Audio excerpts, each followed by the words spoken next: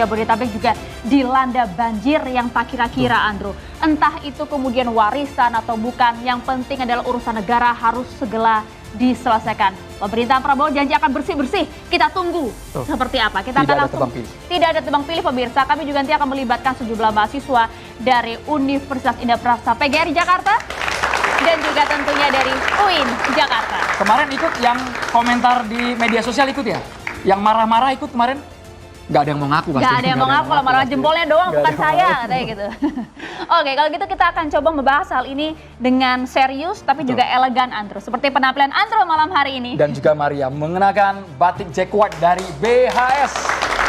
Terima kasih BHS, semoga stoknya makin banyak, warnanya makin variatif untuk catatan demokrasi. Ini belak-belakan. Belak-belakan aja, oke. Kita juga akan belak-belakan malam hari ini. Kita tunggu juga pernyataan yang juga variatif malam hari ini dari sejumlah narasumber kami. Kita akan sapa satu persatu. Ada Presiden Asosiasi Serikat Pekerja Seluruh Indonesia, Ibu Mira Sumira. Selamat malam.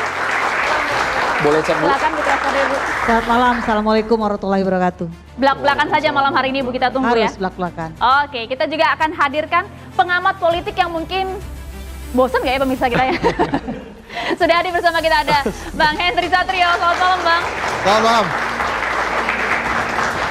Ini sapaannya udah kayak ke fans ya, ini sapaannya ini. Kita sapa pula, selamat malam Ibu Irma Suryani Chaniago, anggota Komisi 9 DPR RI. Selamat malam pemirsa di Indonesia. Assalamualaikum warahmatullahi wabarakatuh. Waalaikumsalam warahmatullahi wabarakatuh. Ini juga kami menghadirkan Wakil Menteri Ketenagakerjaan Republik Indonesia. Terima kasih banyak Bang Immanuel Ebenezer yang selalu viral. Pernyataan-pernyataan pedasnya terpotret jelas di media. Sehat Bang Noel? Terima kasih, sehat. Alhamdulillah. Assalamualaikum Bang Noel. Terima kasih banyak Pak Wamen. Salam. Semoga malam hari ini Pak Wamen betul-betul pasang badan untuk Seritex. Kemudian ini kalau bisa sambil berdiri karena ini pakaiannya unik nih. Biasanya pakai yang serba putih, kalau malam hari ini boleh Bang sambil agak berdiri Bang. Kita tunjukkan kepada pemirsa. Politisi Partai Gerindra ini unik nih pakaiannya. Assalamualaikum. Bang Daniel Anzar Simanjuntak. Outfit tema Ramadan ya. Yang kami khawatir Abang habis dari sini langsung jadi imam tarawih nih. Masya Allah. Selesai tarawih. Udah selesai ya.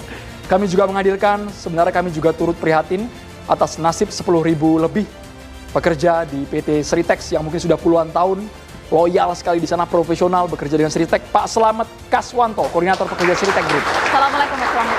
Waalaikumsalam warahmatullahi wabarakatuh. Baik, sebelum ke Pak Slamet kita boleh langsung ke Ibu Mira. Bu Mira, kami ingin tahu Bu sebenarnya, kalau menurut Ibu banyaknya PHK Bu ya, PHK massal di mana-mana, ada yang karyawannya 500, ada yang 10.000, ini karena apa? Apakah memang tekanan finansial, tidak ada bantuan dari pemerintah, atau bagaimana Bu Mira? Ya, baik, terima kasih Mas Andro. Jadi yang pertama, proses PHK massal itu sudah terjadi sejak tahun 2015. Nah, terjadi pada saat itu di sektor industri perbankan, kemudian 2017 di sektor industri jalan tol ada otomatisasi yang diberlakukan di hampir 100% di sektor jalan tol, dan terutama ya salah satunya anggota saya 20.000 orang ter-PHK di Jasa Marga dan lingkungannya itu. Jadi tidak salah, tidak aneh ketika ada kawan-kawan yang lewat jalan tol sudah tidak ada orangnya sekarang ini. Itu otomatisasi. Kemudian muncul lagi di COVID 2020. Itu mengakibatkan seluruh perusahaan, hampir sebagian besar perusahaan itu mem-PHK pekerja atau buruhnya, dan parahnya lagi banyak yang nggak ngasih pesangon saat itu karena rugi katanya. Kemudian ditambah lagi muncul terbitnya Undang-Undang Omnibus Law Cipta Kerja, yang di dalam proses dalam Undang-Undang Omnibus Law itu mudah sekali bagaimana kawan-kawan kami paginya kerja, siangnya bisa di PHK tuh dengan alasan rugi karena bunyinya begitu undang-undang itu gitu ya. Kemudian Gimana Bu, paginya kerja siang di PHK Bu? betul, paginya kerja, siangnya di PHK. Itu bisa terjadi karena undang-undangnya ngomong gitu. Dipemungkinkan gitu, Undang-Undang Omnibus Law Cipta Kerja. Kemudian lagi ditambah lagi dengan kemudian ada peraturan Menteri Perdagangan nomor 8 tahun 2024 yang katanya akan direvisi nih, Februari selesai 2025. Tapi itu membuat bukan hanya pabrik tekstil dan alas kaki yang terdampak, tapi juga elektronik dan UMKM kita. Itu gara-gara Permendak itu, dan saya berkali-kali menyampaikan kepada pemerintah dicabut. Nih mumpung ada Pak Prabowo gitu, dicabut aja, kalau mau ya revisi, tapi revisinya yang dalam tanda kutip memproteksi atau melindungi produksi dalam negeri. Nah ini kan nggak terjadi, dan ini sangat disayangkan gitu ya, karena memang ini zaman sebelum Pak Prabowo memimpin. Nah kemudian sekarang ini juga ditambah lagi kenaikan harga pangan yang sempat 20%, dan itu sampai sekarang nggak turun-turun tuh kalau pangan, dan sekarang juga rakyat sudah menjerit. Nah Kemudian lagi kawan-kawan ini juga pengusaha, kalau dibilang intensif sih saya yakin pemerintah sudah memberikan intensif yang luar biasa. Karpet merah sudah digelar, tetapi lagi-lagi contoh Sritek. Nih contoh Sritek ya. Sritek ini kan manajemennya sudah berkali-kali bosnya Sritek itu menyampaikan ini gara-gara Permendak gitu ya. Dan kalau Pak Wamen, Pak Bang Noel saya menyapa beliau mengatakan bahwa akan dibantu gitu ya. Mungkin itu di permukaan Bang. Tetapi di dalamnya itu kan dia punya utang puluhan triliun tuh. Seharusnya ditanya itu utangnya kenapa gitu ya, bagaimana, harusnya begitu. Jadi nggak hanya pemerintah menyamatkan dalam tanda kutip karyawannya karena itu proyek nasional atau perusahaan skala nasional, tapi juga pemerintah harus melihat hulunya bukan hilirnya.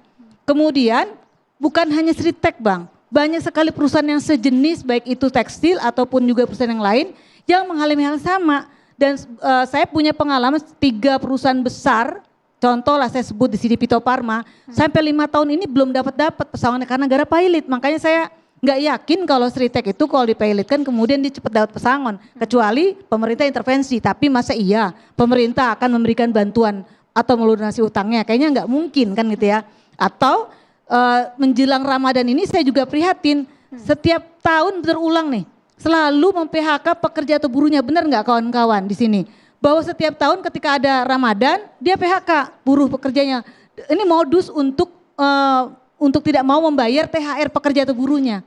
Ini yang kita alamin gitu loh. Okay. Kalau pekerja kontrak mereka dihabisi karena supaya tadi tidak dapat THR, tapi kalau pekerja tetap caranya ditutup. Akhirnya PHK massal. Tapi tadi Anda menyoroti bahwa ini adalah salah undang-undangnya. DPR bagaimana nih Bu Irma, silakan. Iya.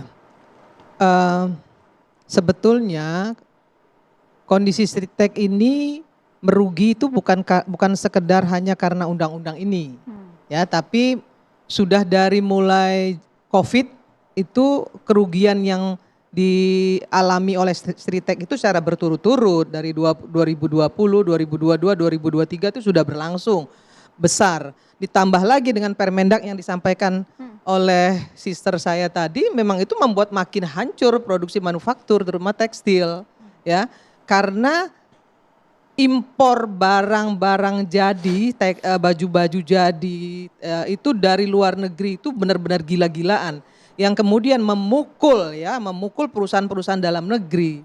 Nah harusnya ini nggak boleh dilakukan.